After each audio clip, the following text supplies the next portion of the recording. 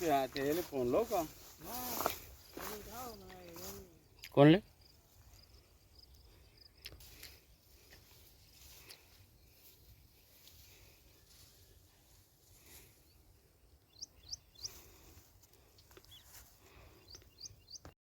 माझं नाव महेंद्र सुरेश केळणार. माझी शेती वरखेडा शिवारात आहे. इथं सदर 1-1.5 महिन्यापासून हे प्राण्याचे इतके हल्ला करता. इथं प्राणी गैरगाय असतील, हरणं असतील.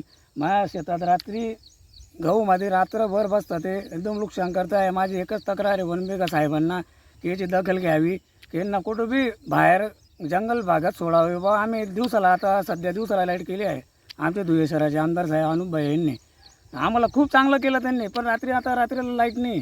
रात्रीला लाईट नसल्यामुळे आम्ही रात्री कोणीच येत नाही.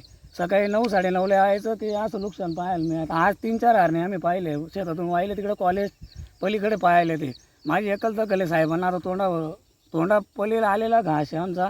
फक्त अजून 1 महिना बी राहिला की आमचं म्हणजे उत्पन्न निघून जाईल. पण मागं बी डुकरांनी खूप नुकसान केलं तेव्हा बी झालं. पण आता तोंडातला घास डायरेक्ट गहू काणे करता आडे पाडता आहे. एवढी वनविभाग साहेबांनी लक्ष द्यावे, एवढी नम्र विनंती, एवढं दखल घ्यावी.